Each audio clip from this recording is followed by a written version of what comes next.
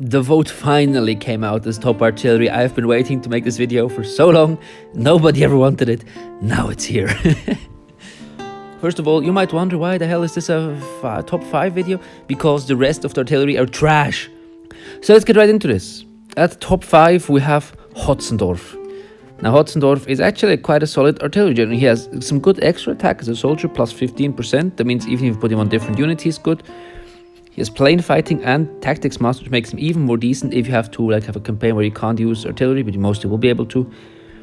Storm fortification is good to deal damage to cities, and salvo. Overall, quite a solid general. I wouldn't go for him since there are better ones, but maybe it's like a 3rd or a 4th or 5th general if you want to have so many artilleries. But yeah. At rank number 4, we have Radko Dimitriev. Where is he from? Rushan. He again has 15 extra damage for soldiers, 12 for artillery. So he's already quite decent again. And look at his skills. He's overall very, not artillery focused, but he starts with a good skill, salvo. But alert and cover really pull him a bit down, but it makes him survive a bit longer on the battlefield. These two again alone aren't too bad, but in combination really good. And I just like that combo. If you put him on a mountain tile with a forest, he'll destroy. Before we enter the top 3, I'm gonna have a quick little mention for the guy who would have made 6th place, and that is Vladimir Vazov. Now he is quite a good general for a non-medal general. His salvo is obviously was good, jungle fighting is good, cover pulls him a little down, that really makes him a bit worse than Hotzendorf, but suppress seems very interesting. There's a chance to lower the defense, and if you level it up quite high, it might go for a while. So he doesn't seem too bad, I have to say. Now entering the top 3, there are only actually 3 candidates. Let's be honest, we have Hindenburg, Ivanov, and we have Foch, the in-app purchase general. So whom am I going to put top 3? Now, believe me, rank 2 and 3 are super close, and I am not quite sure if this is actually the right decision I made, but I put Hindenburg at 3.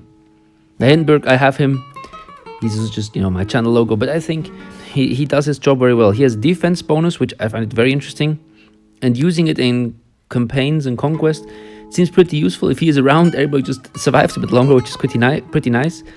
Storm fortification is good, salvo is good.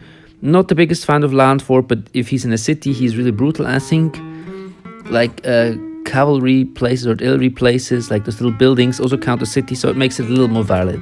But obviously, alert, I'm not a big fan of. That's the reason why I made 3 instead of 2. The first time an in-app purchase channel isn't the best, and that is at rank 2, Ferdinand Foch. Now Ferdinand Foch, don't get me wrong, he's quite decent actually. He's a good general, very good general. Counterattack is useful, tactics master is useful, storm fortification, artillery command, artillery master, all very useful. But what he really is lacking is the salvo, which is the most useful skill for artillery, since I feel that for artillery, the master is useful, but not as useful as for other units, because you won't have that much artillery around you.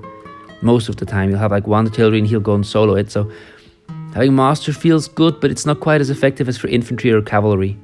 So that's why Foch made rank 2. Another 2 special mentions here quickly. We have Selivanov. He I just put in because he's absolute shite. He's the worst artillery general. You get him for free, but don't use him ever, because inspiration, okay. Explosion, yeah, you ignore effective bunkers, wow, and artillery master. You don't have any actual buffs on him. The only buff is like his inspiration, okay, gives a little buff, explosion. There's no like real buff to him, so just don't get him. He's terrible. I mean, you get him, but don't use him. Horn also deserves a special little mention. Very cheap, and actually does a quite good job. He can rank up till Duke, which isn't that low. Salvo is good, artillery master, storm fortification, and cover. Yeah, cover really screws it a bit, but he's not that bad. For the cheapest general, he's a lot better than a lot of these boys up here. And obviously at rank 1, we have the boy, the man, the legend, Ivanov. Now if you look at my Ivanov, he's just an absolute monster. Look at him. Let's start off. Inspiration, pretty useful.